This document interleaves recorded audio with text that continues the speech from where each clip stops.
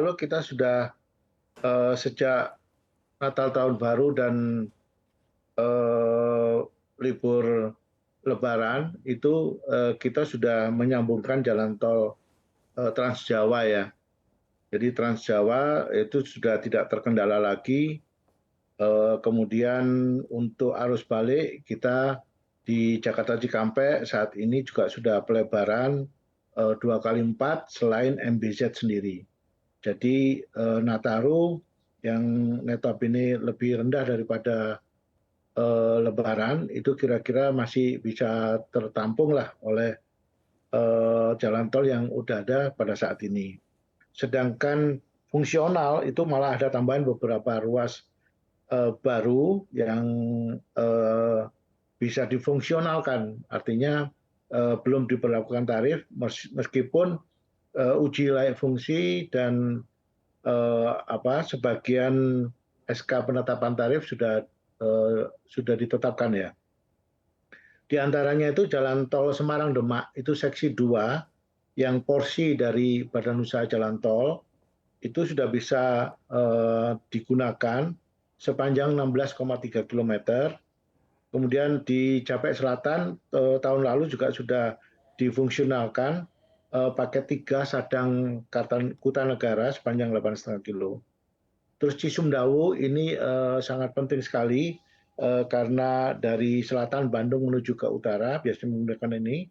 Seksi 2 sekarang ini seksi 1 sudah beroperasi. Seksi 2 dan 3 masing-masing 17 kilo dan 4 kilo mulai dari Rancakalong, Sumedang dan Cimalaka bisa dioperasikan. Junction Wringen Anom ini di Krian Luguni Bunder itu terkoneksi dengan tol Surabaya Mojokerto itu bisa dioperasikan fungsional. Begitu juga Cinere Jagorawi, bagian dari JOR dari Jakarta Tornado 2, itu seksi 3A sepanjang 3 km sudah bisa dioperasikan. Oke, Fungsional. Jadi kita bertambah makin banyak fasilitas, sementara notabene tahun lalu sudah tidak ada kendala lagi di Nataru maupun di Lebaran. oke. Pak, Kembali tapi Mbak. dengan adanya kenaikan harga BBM, lonjakan inflasi, kemudian ada faktor kenaikan UMP, nantinya ini apakah juga akan mempengaruhi dari progres penyelesaian jalan tol? Apakah BPJT cukup optimistis bahwa 8 ruas tol ini akan betul-betul rampung sebelum Nataru? Ya, di jalan tol secara bisnis kita ada batasan kelayakan untuk investasi, tetapi di sisi lain juga kita membatasi bahwa tarif itu terjangkau oleh masyarakat pengguna. Jadi kita batas paling atas itu kita sebut ability to pay atau ATP, sehingga jangan sampai terlampaui. ATP itu kemampuan bayar pengguna untuk tarif jalan tol. Jadi kita gunakan itu untuk batasan-batasannya. Selebihnya ya mungkin kalau sampai melebihi ya kita perlukan dukungan pemerintah untuk menambah kelayakan dan mengurangi eh, kemampuan tarif tarif berdasarkan kemampuan dari pengguna jalan tol. Oke, artinya BPJT cukup optimistis ya Pak dengan berbagai tantangan saat ini, Ya, 8 ruas jalan tol ini akan bisa rampung. Nah, jelang Nataru ini ya. berdasarkan pantauan BPJT, ruas-ruas mana sih Pak yang masih akan perlu diperbaiki atau mungkin dalam tahap perbaikan?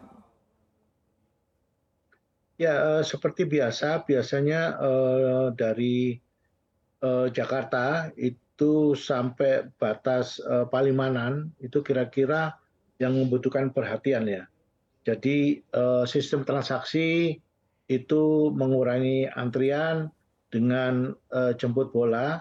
Jadi ada mobile reader yang menambah ketika peak hour antrian terjadi.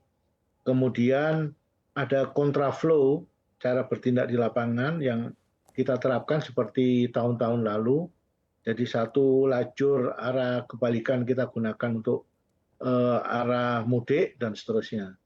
Itu kira-kira sudah dipahami teman-teman di lapangan, para badan usaha jalan tol sebagai operator juga paham tentang itu.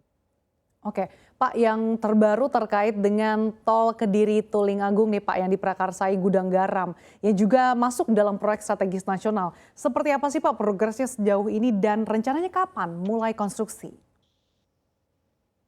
Ini Pemrakarsa cukup agresif ya, artinya kemampuan keuangannya cukup tinggi, terus kemudian sudah memfreeze tentang pengadaan lahan.